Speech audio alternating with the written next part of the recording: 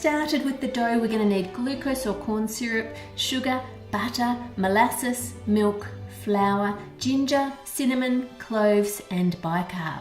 Microwave that bowl until the butter is melted, then add in the milk and all the other ingredients. Stir all of that together. You're going to need to cover it and refrigerate it for about 20 minutes. Roll out your dough on some non-stick baking paper and use some flour to make sure it doesn't stick to your rolling pin. The template for this house and lots of others are available on the howtocookthat.net website as well. Cut around the template and then make another line just a little bit out from it so you have a border. Take the template off and rub that extra flour off a bit and then slide it onto a baking tray.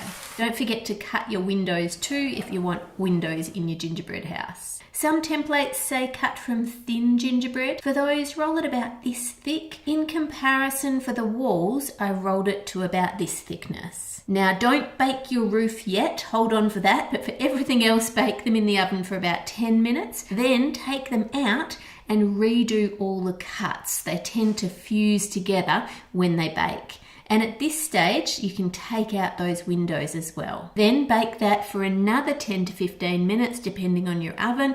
You want it to be firm when it's cooled. If it's not firm, chuck it back in the oven for another 5 minutes. Now I want lollies in the pathway out the front of the house. Now I'm going to use a rolled tea towel underneath some cardboard. And I've just got the tea towel under there so it doesn't go flat under the weight of the gingerbread. Now if I put the wall next to it, you can see that's about the right shape.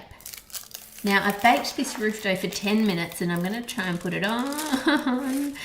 And as you can see, it's splitting. This is the underside of the roof, so it's not the end of the world, but I suggest you try putting it on straight away, not giving it the 10 minutes in the oven first, and just put it on as the uncooked dough, and hopefully it doesn't split quite so badly for you. Check that it's the right shape from the side and then put it back in the oven for about 20 minutes. Now that this is baked, I'm going to add some compound chocolate to fill in the crack to give it a little bit more strength. Then whip up some royal icing, and again the recipe for this is on my website, and you want to keep whisking it until it's really thick and holds its shape like this. Now before we put this together, I want to decorate the sides because some things are easier to do when it's flat. So get a piece of paper and cover up the top so you have a nice straight line, and then spread icing along to cover the gingerbread that you can see.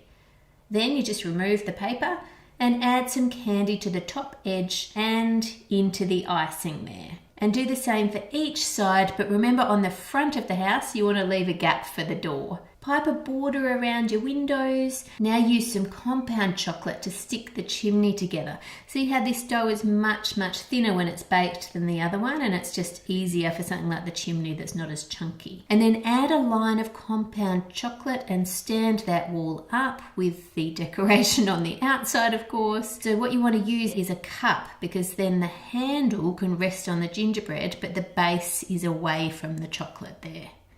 Then add chocolate up the edges and along the base for each side of the house. Add chocolate along the ends and put the back of the house into place. Now to give that extra support, I want to add some royal icing to the joins because it's pretty hot here, so I want it to set hard and keep it together even if it's a really hot day on Christmas. Now we need to let that chocolate set before moving on to the next step. Now for the windows, we could use gelatin sheets and they're fairly see-through. I want it a bit more opaque, so I'm going to use rice paper instead.